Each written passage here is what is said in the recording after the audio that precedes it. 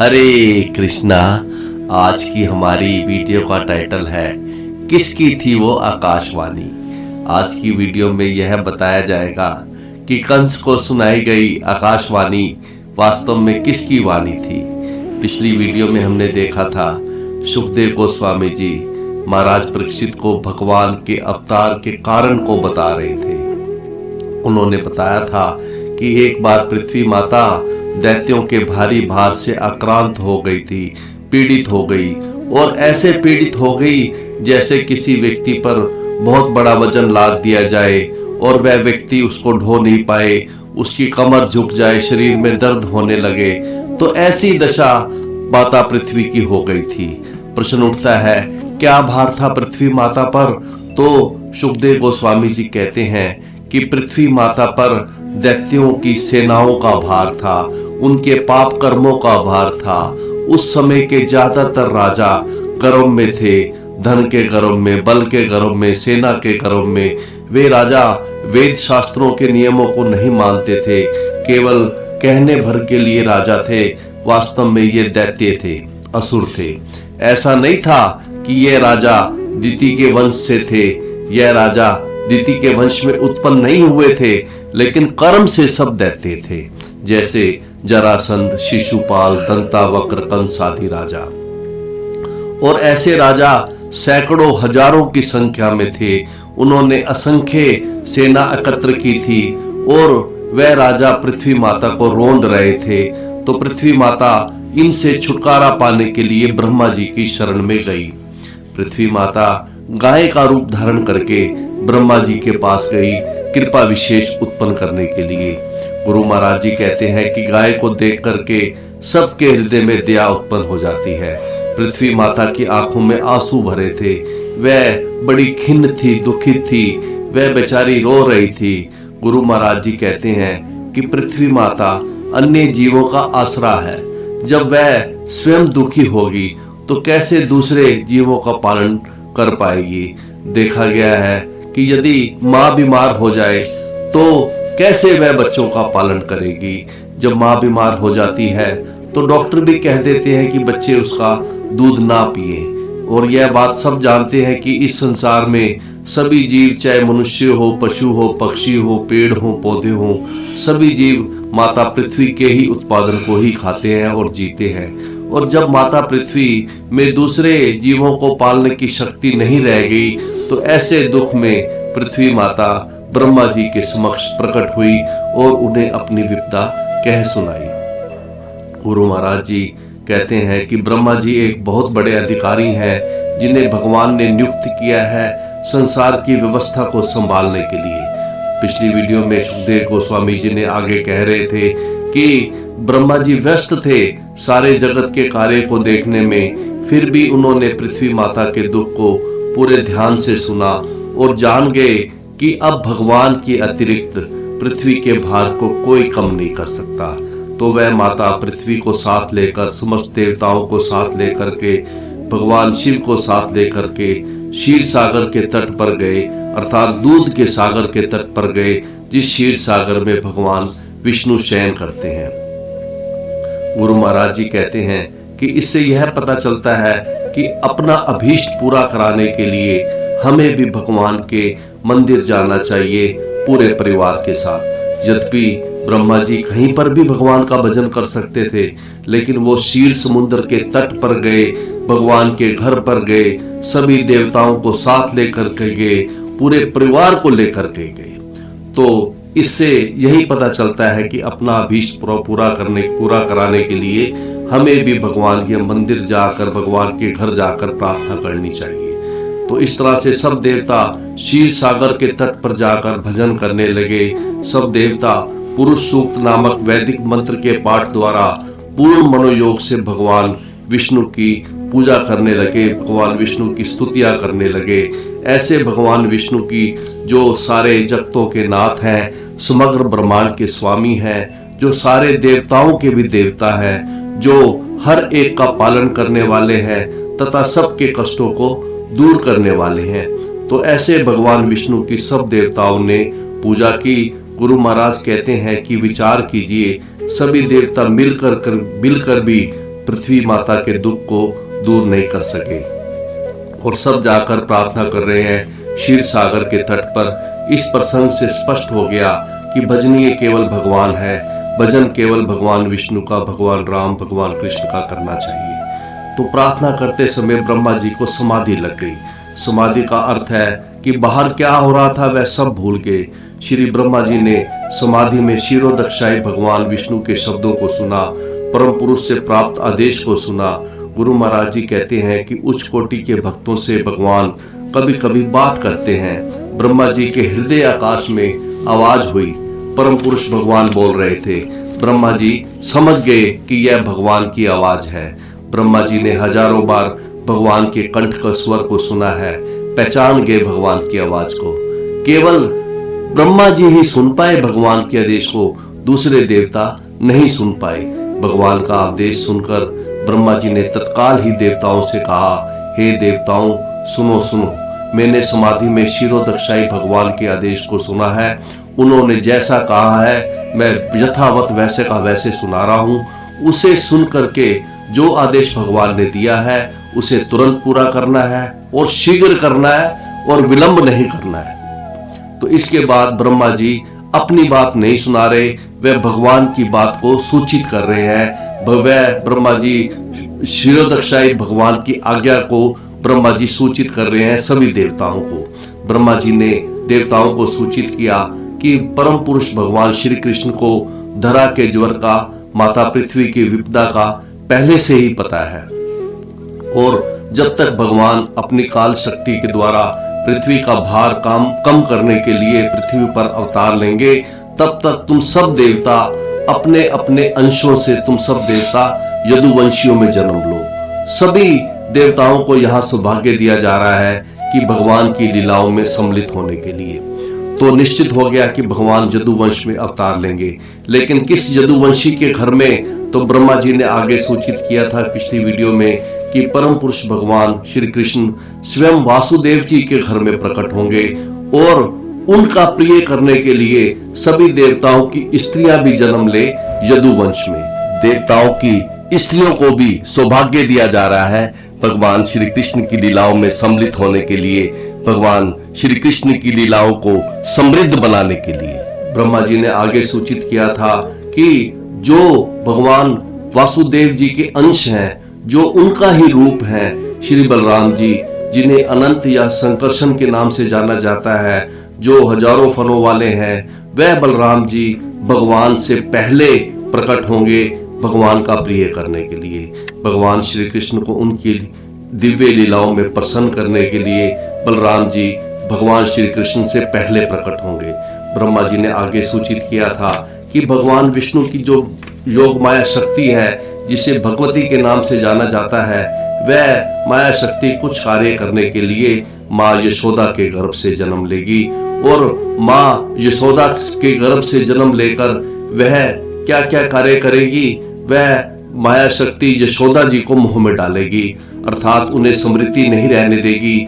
वो जब जन्म लेगी तो यशोदा जी को पता नहीं चलेगा कि उनको पुत्र हुआ है या पुत्री हुई है। वह योग माया शक्ति कंस को मोहित करेगी। कंस नहीं जान पाएगा भगवान श्री कृष्ण के जन्म आदि की बात को।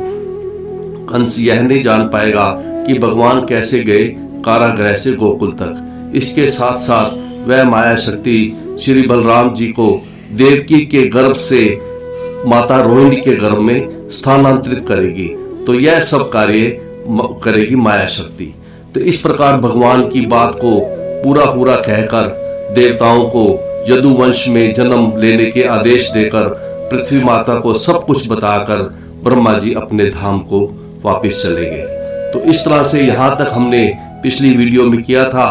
तो आज की वीडियो में सुखदेव गोस्वामी जी भगवान के अवतार की पृष्ठभूमि को कह रहे हैं, और भगवान के अवतार की पृष्ठभूमि में वे देवकी और वासुदेव जी के विवाह की कथा कह रहे हैं कि किस तरह देवकी और वासुदेव जी का विवाह हुआ, और विवाह के दिन ही देवकी बहुत बड़े संकट में पड़ गई।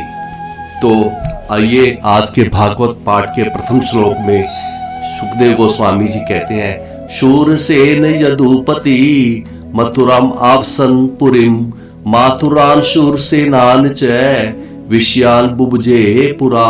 कहते हैं कि पुरा बहुत पहले एक शूरसेन नामक राजा हुए। शूरसेन जो कि यदुपति, जो कि यदुवंश में एक शूरसेन नामक राजा हुए और उन्होंने मथुराम अवसानपुरी, उन्होंने श्री मथुरा जी को अपनी राजधानी बनाया और उन्होंने माथुरान शूरसेन चा विषयान बुबुजे, और उन्होंने माथुर तथा शूरसेन नामक स्थानों का शूरसेन ने भोग किया। इसके सरलार्थ में गुरु महाराज जी लिखते हैं कि प्राचीन काल में यदुवंश का मुखिया शूरसेन मथुरा नामक नगरी में रहने के लिए गया।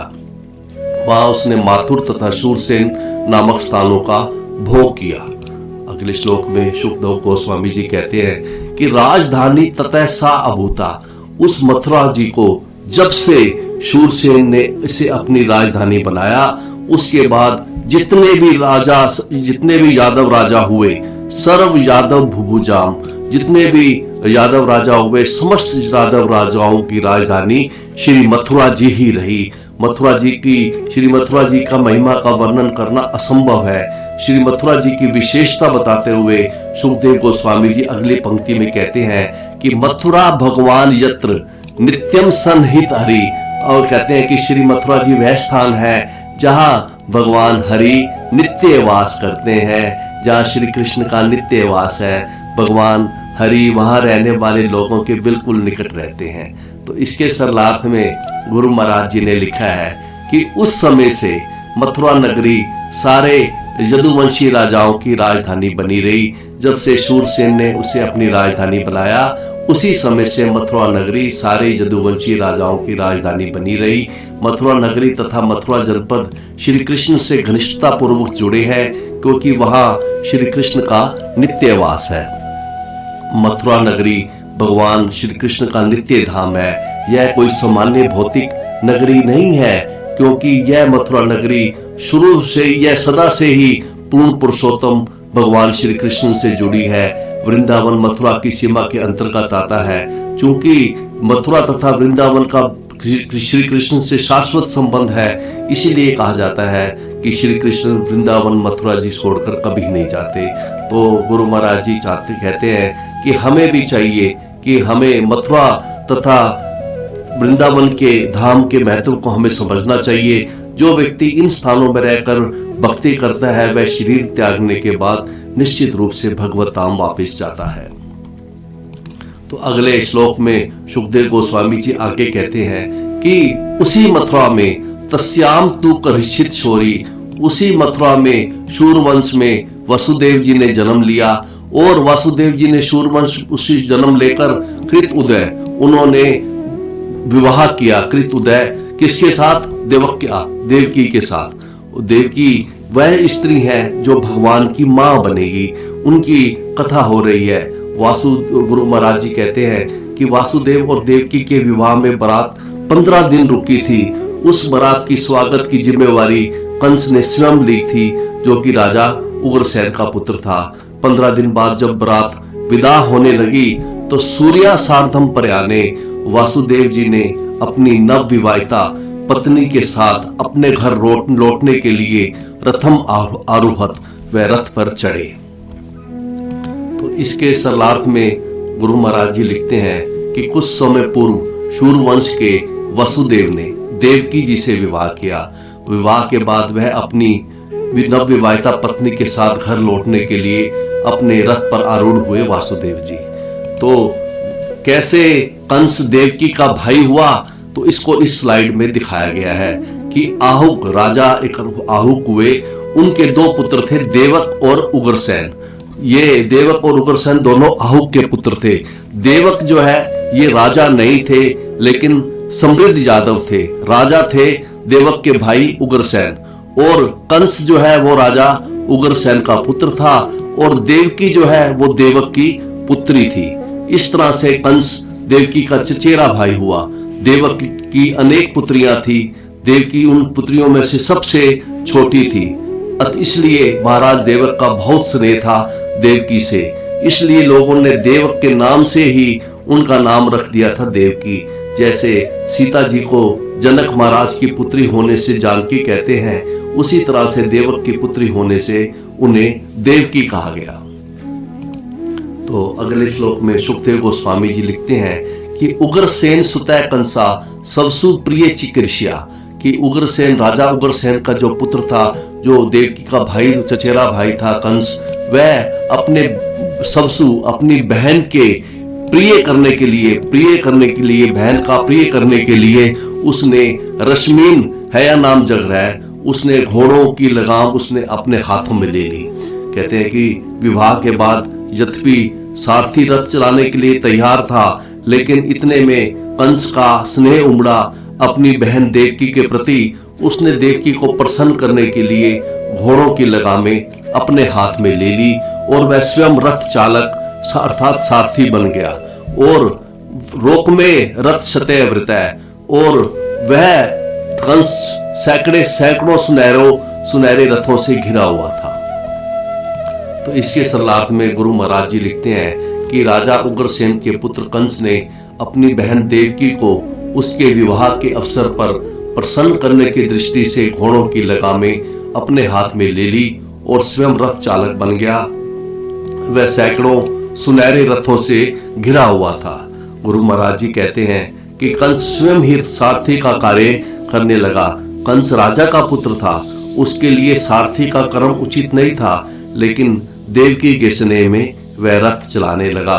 वास्तव में उसका स्नेह था देवकी के प्रति, परंतु वह खल था, दुष्ट था, पापी था। स्नेह कितनी देर रहेगा इसका पता नहीं था। नीच व्यक्ति के स्नेह का कोई भरोसा नहीं रहता। तो अगले श्लोक में सुखदेव गोस्वामी जी देवकी के विवाह में जो दहेज दिया गया उसका वर्णन वो कर रहे हैं। जो परिबरहम अर्थात जो दहेज गया उसका वर्णन कर रहे हैं। कहते हैं कि देवकी के विवाह में चतुशतम गजानाम, देवकी के विवाह में 400 हाथी दिए गए थे। और हाथी कैसे थे? हेम मालिलाम, वो सब हाथी जिनका श्रृंगार सोने की मालाओं से किया गया था। और क्या दिया गया था दहेज में? अश्वानाम अयुतम सार्धम, साथ में 10,000 घोड़े दिए गए थे दहेज में।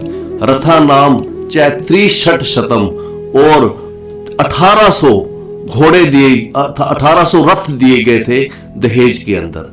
आगे और क्या दिया गया था दहेज में? दासी नाम सुकुमारी नाम द्वेशते संबलिंग करते। कहते हैं कि 200 द्वेशते 200 युवा दासियां गहनों से सजी हुई दी गई थी दहेज में देवकी के लिए। और यह सब दुहित्रे देवक, यह सब राजा देवक ने देवकी को दिए।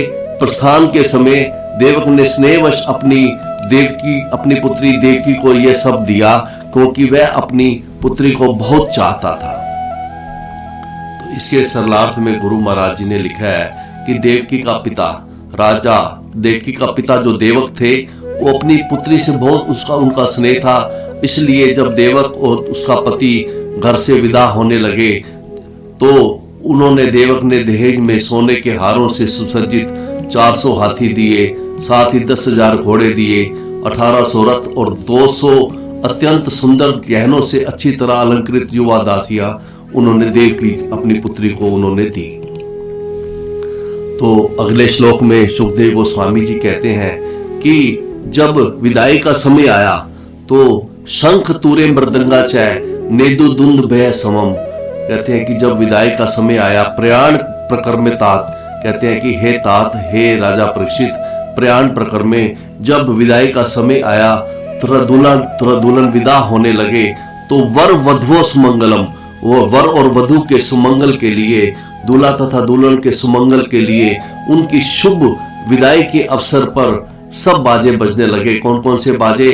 शंख बजने लगे, तूरे, मृदंग और दुंदभियां बजने लगी, और सब एक स्वर में एक साथ सब बाजे बजने लगे। तो इसके सरलार्थ में गुरु महाराज जी लिखते हैं कि हे प्रिय पुत्र महाराज परीक्षित, जब दूल्हा तथा दुल्हन विदा होने लगे तो उनकी शुभ विदाई पर शंख, तुरही, मृदंग तथा नगाड़े एक साथ बजने लगे। गुरु महाराज जी कहते हैं कि सब बाजे स्वर मिलाकर एक साथ बज रहे थे, बहुत ही सुंदर बाजे बज रहे थे। वास्तव में देवता आए थे मनुष्य का रूप धारण करने के लिए, बाजे बजाने के लिए, क्योंकि ये भगवान के पिता का विवाह था। तो अगले श्लोक में कहते हैं सुखदेव गोस्वामी जी कि पथि प्रगृहिणम कंसम, कि जब कंस ने घोड़ों की लगाम अपने हाथों में ले ली और वह रथ हाँक रहा था राजमार्ग पर और उसने घोड़ों की लगाम अपने हाथों में ले ली, तो अभाष्य आहा अशरीर वाक है। तो उस कंस को संबोधित करते हुए एक अशरीरी आवाज अर्थात आकाशवाणी ने कहा क्या कि हे अबुद्ध, हे कंस, अरे मूर्ख, जिस स्त्री को तुम लिए जा रहे हो, इस स्त्री अस्या त्वाम अष्टम गर्भ हंता या त्वाम, इसका जिस देवकी को तुम बड़े स्नेह से पति के घर भेज रहे हो, इसी स्त्री का 8वां गर्भ तुम्हारा वध करेगा। अस्या त्वाम अष्टम गर्भ हंता, इसी स्त्री का 8वां गर्भ तुम्हारा वध करेगा। इसके सरलार्थ में गुरु महाराज जी लिखते हैं कि जब कंस घोड़ों की लगाम थामे राजमार्ग पर रथ हाँक रहा था, तो किसी अशरीरी आवाज ने उसको संबोधित किया, अरे मूर्ख दुष्ट, तुम जिस स्त्री को लिए जा रहे हो, इसकी 8वीं संतान तुम्हारा वध करेगी। आकाशवाणी ने गर्भ कहा, पुत्र या पुत्री नहीं कहा, कंस को भ्रम में डालने के लिए। आकाशवाणी ने कंस को मूर्ख कहा और कहा कि तुम्हारी मूर्खता क्या है कंस, कि तुम शत्रु की जननी को, तुम अपनी शत्रु की माता को इतने स्नेह से रथ पर बिठाकर पति के घर भेज रहे हो। तुम्हारा शत्रु इसके गर्भ से जन्म लेगा। बस इतना ही काफी था दुष्ट कंस के लिए, और उसने रथ चलाना छोड़ दिया। तो उसने सोचा कि इसका 8वां गर्भ मेरा वध करेगा, क्यों ना मैं ही इसका आज वध कर दूं।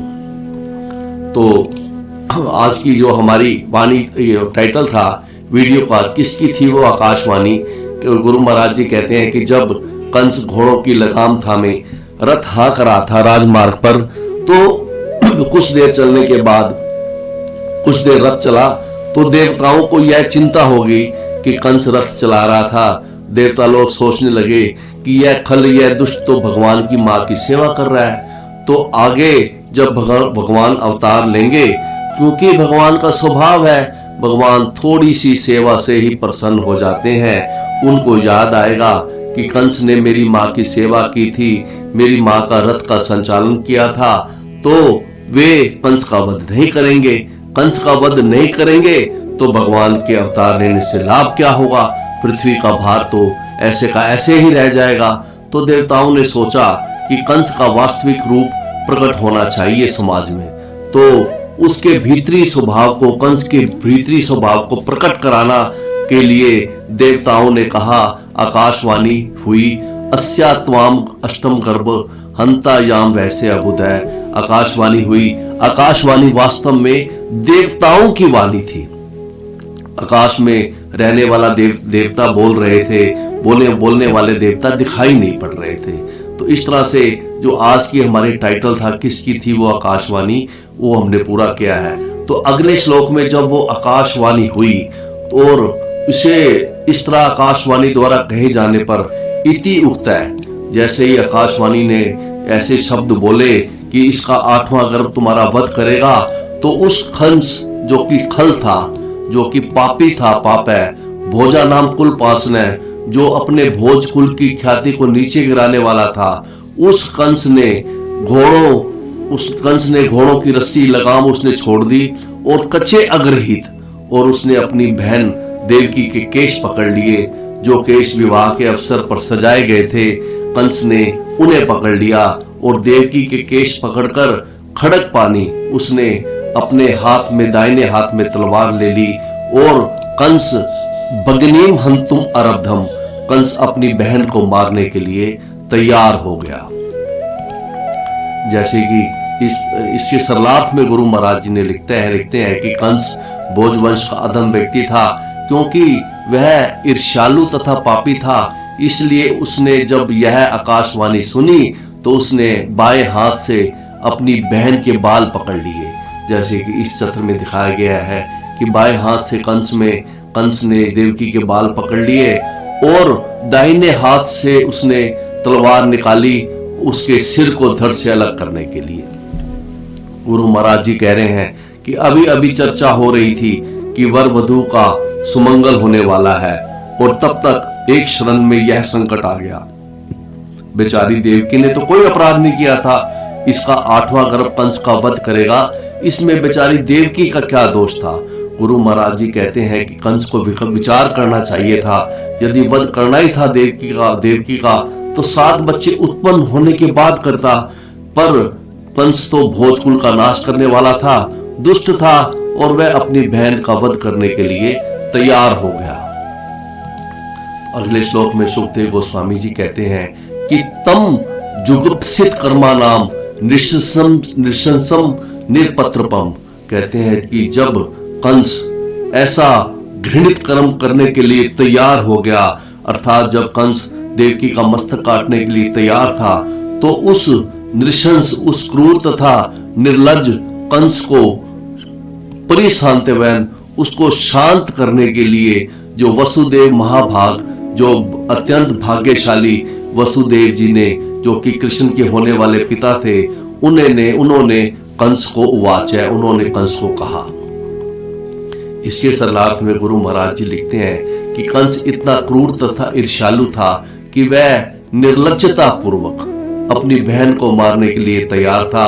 अतः उसे शांत करने के लिए कृष्ण के होने वाले पिता महात्मा वासुदेव जी ने उनसे निम्नलिखित शब्द कहे। गुरु महाराज जी कहते हैं कि समाज में किसी को साहस नहीं था कि वो कंस को रोक दें ऐसा घृणित कर्म करने के लिए। कंस बहुत बलवान था। कुवल्य पीढ़ हाथी में 10,000 हाथियों का बल था, और जरासंध ने प्रतिज्ञा की थी कि जो इस हाथी को वश में करेगा उसके साथ मैं अपनी पुत्रियों का विवाह करूंगा। कंस ने उस हाथी कुवल्य पीढ़ को ऐसे वश में कर लिया था जैसे कोई मनुष्य बकरी के बच्चे को वश में कर ले, और बाद में इसी हाथी कुवल्य पीढ़ का भगवान ने भी वध किया था। तो इतना बलशाली था कंस, किसी में भी साहस नहीं था कंस को रोकने के लिए। लेकिन वासुदेव जी के ऊपर उत्तरदायित्व था अपनी पत्नी की रक्षा करने का। उन्होंने कंस को शांत करने का प्रयास वो करने लगे। तो वासुदेव जी, गुरु महाराज जी कहते हैं कि वासुदेव जी महाभाग्यवान थे। किसी भी कार्य को हाथ में लेते थे उस कार्य को पूरा करने में वे बहुत सफल होते थे। लेकिन यह जो कार्य था, कंस को उसकी दुष्टता से रोकना, कंस ने हाथ में तलवार ले ली थी, केश पकड़ लिए थे देवकी के, उसको रोकना बहुत कठिन कार्य था। लेकिन फिर भी वासुदेव जी अपना धर्म समझकर प्रयास करने लगे। विवाह से पहले गुरु महाराज जी कहते हैं कि विवाह से पहले कन्या की रक्षा की जिम्मेवारी पिता की होती है, और विवाह के बाद सब जिम्मेवारी पति की हो जाती है। उन पर यह जिम्मेवारी थी कि वे अपनी पत्नी की रक्षा करें। वासुदेव जी बड़े धैर्यवान थे, वे घबराते नहीं थे किसी संकट से। जब वासुदेव जी ने देखा कि यह निर्लज्ज कंस बड़ा ही निंदनीय कर्म करने जा रहा है, अपनी बहन का वध करने जा रहा है, एक स्त्री का वध नहीं करना चाहिए, उस पर भी वह स्त्री अगर बहन हो, तो ऐसे क्रूर, ऐसे निर्लज्ज, ऐसे बेहया कंस को वासुदेव जी ने शांत करने का प्रयास करने लगे। तो आगे अब अगली वीडियो में, यहाँ तक आज की वीडियो का टाइटल कि किसकी थी वो आकाशवाणी, देवताओं की वाणी थी वास्तव में, तो इसको हमने आज पूरा किया है। तो अगली सिटिंग में हम देखेंगे कि किस प्रकार वासुदेव जी कंस को शांत करने का प्रयास करेंगे। तब तक के लिए हरे कृष्णा।